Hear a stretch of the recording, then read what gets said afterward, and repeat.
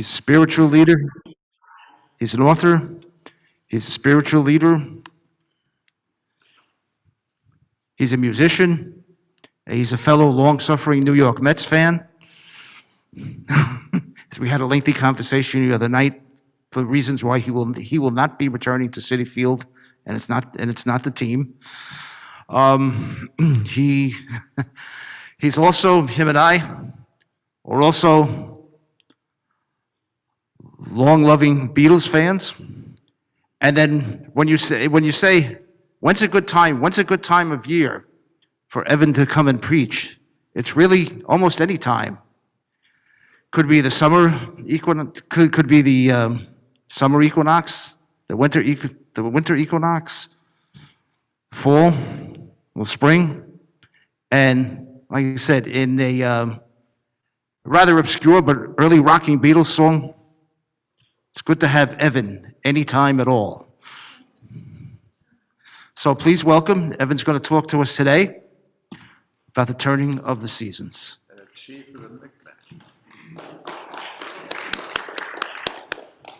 No, thank you, Bill. Yeah. So, Bill asked me not to go on too long about my favorite baseball team because, they lost. But I'm going to get around it through loopholes. Okay. You know what dog whistles are in a speech? Anyway, you'll find out. The passing of the seasons. And as the days grow shorter and the leaves fall from the trees, will we experience joys or sorrows? Well, it's up to us. And at this midpoint in autumn, as the shadows grow longer and the cold gets stronger, we reflect on the coming of winter and the cycle of life and death. Will it bring us joys or sorrows? Well, our old Algonquin stories tell of Grandmother Summer and Grandmother Winter playing gambling games against each other, using colored and plain sticks to see who will prevail. In the end, Grandmother Winter always wins. It's like the Yankees. But it's an exciting roller coaster ride of warm and cold as they compete. Have you noticed the roller coaster ride lately? I had, Frostboy had covered my windows this morning on my car, so that's why I had to take another 5 minutes to get here. But anyway, so we are pulled into the drama by the changing winds and the weather. And some of our American Halloween rituals are based on shamanic ideas as to how to defeat winter's troublesome spirits. Will we celebrate the miracles or complain about the losses? Well, it all depends on how we look at it. So, as I was driving down my street, down the mountain, towards town, this was just the other morning, the weather was changing, and perhaps Grandmother Summer was losing her grip on the plants and trees, at least for a day, but suddenly all the trees whose branches were arching over the road, as they always are, started to shower me with small, round gold leaves that looked to me like gold coins. And as they floated slowly straight down, I felt it was clearly symbolic of abundance. I thought, well, symbolically speaking, symbolic abundance is just as good as real abundance, isn't it? Kind of. Well, I enjoyed it with great pleasure. And as I slowly drove my car through this processional of the trees, and they washed my car with gold coins, not roses, not confetti, but close. It made me feel like a prince for a minute. And once in Ontario, I saw Kate and William, this was in Ottawa, driving down the street in a similar shower, prince and princess, a shower of confetti. And now here it was my turn, only with a few important differences in that I'm a total nobody and whatever. They're prince and queen, or now who knows where they are. But I was a prince of the gold leaves for 1 minute. See, it's all how you look at it. Now, by the way, is a time of letting go. Those trees had been clinging to their leaves all year through wind and storm and rain. It is among one of their most precious possessions, and yet now as they start to turn to gold, the trees start to let go of those leaves just as they're becoming valuable, you see. Not all at once. They don't leave them all at once, but one leaf at a time, as if each leaf had a very special purpose. And some of them fell on my car. We have our own gold leaves, which take many forms, but rather than just throw them away, we are wise to let empathy guide us. Our higher selves of someone else's need is greater than our own. It's a really good time, a fulfilling time to pass things along. It becomes a spiritual experience. The experience of empathy is a very rewarding one. Empathy is a key to peacemaking and conflict resolution as taught in the way of the heron, which is the Algonquin path to peacemaking and nonviolence. The word empathy has the same first three letters as emptiness, but it is quite the opposite, isn't it? According to Psychology Today, the capacity for empathy is genetically inherent in all but the most extreme sociopaths. Too bad they're all on TV running for office. That means it can be learned and can also arrive slowly as our mirror neurons, of course, this is Psychology Today saying this, as our mirror neurons develop year by year. According to some research, music is a key to help us develop empathy, which is, of course, one reason for churches to continue to reward their talented musicians to show up and remind us to be empathic with each other. And my sympathies go out to all church musicians. So there's love for you. While 1-year-old people show empathic response to the pain of others, cognitive empathy, now that's a different story. That means to take on the perspectives of others, and there's two parts to that. Okay, to put yourself in their shoes and then care about it. So that's a lot of work. That's hard work. So this requires imaginative faculties and usually develops fully in girls by the age of 13, yeah, girls, and boys by 15. Of course, again, some of the people on TV are not 15 yet, I think. It turns out that each person finds their own path to empathy, and that path leads to a wider world than we would have otherwise experienced. I like to think I experienced that at least once or twice. Compassion has the same first three letters as community, and it's hard to develop one without the other. The old medicine teachings say the heart is the seat of the soul, that love is the healer, and that compassion and empathy are keys to having a fulfilling spiritual life, to give and receive. The question is, how do we express our empathy? So it's very sad when you cannot express empathy. When watching TV news about, say, the Ukraine and the Ukrainians, that may give you a great feeling of empathy for our fellow human beings, but then how do you express it? What do you do? And it's frustrating. Hopefully, we do find a way, at least in words, but that frustration should teach us something. That should teach us to seek out situations where we can actually express our empathy towards other people, where we can put that fellow feeling into action.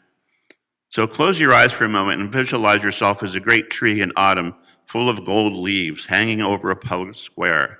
And imagine that each leaf has hidden in it a blessing. In Algonquin, a blessing is a burst of creative, loving energy that comes from Great Spirit, which is another dimension of reality, and you kind of send it toward people, and they feel that good energy. Imagine now that your heart becomes empathic to each person you see walking beneath you, and that you can drop a blessing leaf on each person, and that it will open their mind and heart in some way, and that they will receive a material benefit as well, that it will bring them good luck, whatever that is. And autumn is not only the time for trees to finally let go of their possessions, but for us as well. It is a way of putting our love into action. And of course, it comes back to us in another form. And if empathy is like music, it's sort of like a bird song that we sing from one tree and then hear it responding back from the next tree. When we have empathy, we can honestly say to our friends, I hear you. Some say spirituality has to do with giving up all your possessions and living on a mountain. And some think that Native Americans are spiritual because they live on mountains that had no possessions. Well, that's not really true. That's not how we intended it, you know. Spirituality is living a meaningful, purpose-driven life, compassionate life, as our ancestors did. Natives here tend to avoid living in mountains, by the way, in the 1600s, but then may have been forced to as everyone else took the lowlands. But that's not the spiritual part. Some say you were either materialistic and therefore not spiritual, or you were spiritual and therefore not materialistic and give away all your possessions, and then you have to go live in the mountains. But there's this third option, which is to stay in balance and follow the middle way, which in Algonquin lies along that path to acquire some useful possessions and then share them or give them away empathically in ways that are rich in meaning and to help you fulfill your purpose. As I've said before, here on this stage, on this pulpit, gift giving is one of the greatest arts of Algonquin civilization. Giving the right things away at the right time means It gives meaning to the possessions along with other ways of investing meaning into things such as, in the old days, it meant covering your possessions with schematic designs and smudging them, because some used to do that. Of course, now you can add meaning to your possessions by making donations to your favorite candidate or political action committee or charity within your means and according to your choice, as a way of expressing empathy with the whole human race at once. And now is certainly the time to do that. If you cling to that in order to give it away at just the right moment, your clinging may be a form of wisdom. But if the moment comes to donate and you can't let go, that opportunity might not come again. Then you're left with foolish material possessions which serve no purpose. But fall is the time to let go. Now, Bill asked me not to talk about sports, so I won't. But a week ago on Sunday, this amazing mythological thing happened. I was listening to the radio, and there was these giants of the meadowland, and they had been wrestling with jaguars from the southern realms. I think Jacksonville is in the south. You get it? Okay. And after a long struggle, these giants of the meadowland were finally victorious. It was a very happy occasion.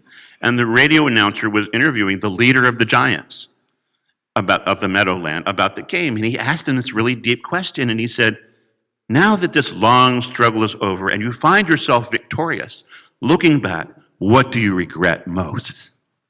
I thought, wow, what a question. And he said, regrets, I've had a few.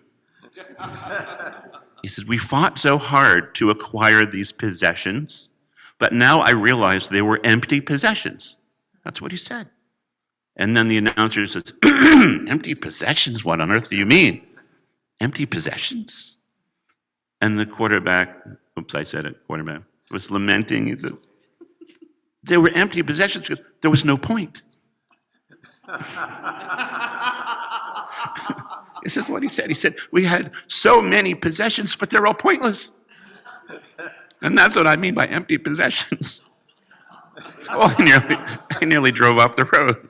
One of the most deepest and most inspiring sports shows, I said that word, I'm sorry, I'd ever heard. The poor man, as a quarterback, he earns millions, and now he realizes that he has become hard-hearted and without empathy, a slave to his possessions, and realizes that his life has become meaningless. It's so sad. And then I thought, or maybe he was talking about his team's inability to make touchdown points after gaining possession of the ball. I don't know. But what do I know about football? Anyway. It's what resonated with a certain strain of Algonquin teachings that we have. Having things is fine as long as you're serving a purpose, especially if shared with the community. But hoarding up things is in fear. Well, that's folly. We cultivate empathy by putting it into action and maybe attract empathy in return. Now, in the old days, one of the great forms of Algonquin wealth, of course, was fish. And we didn't have money, but we had fish. We knew where they were jumping. The problem with fish is that you can't just stack them up in a storehouse and expect to keep it forever because it'll get smelly. Some see money in the same light. Wealth has to circulate. This quarterback was a Gandhi of the gridiron, a Newland of the NFL, and a St. Francis of football. Very inspiring. And he had a point. And then I asked myself, do I have any empty possessions? Do I have any pointless possessions that are not serving my best interests? That are not helping me fulfill my lifetime goals? Maybe. I won't commit to that. In modern contemporary Native American lingo, such pointless possessions are called stuff. That's the buzzword on the res for empty possessions. Ones that have no meaning or just taking up space in your closet, ones that should end up on the giveaway blanket. And I ask you to ask yourselves, have you acquired any empty possessions that you could use to express your empathy towards others, to convert into support for your team or your leaders that you believe in, for causes you hold dear? One way to bring more meaning and satisfaction into your life, for sure. So we love watching movies about saving the universe, all those movies about saving the universe, we love them. But when the opportunity arises in real life, we tend to get distracted by stuff. And then we do nothing, an opportunity for spiritual fulfillment that is lost.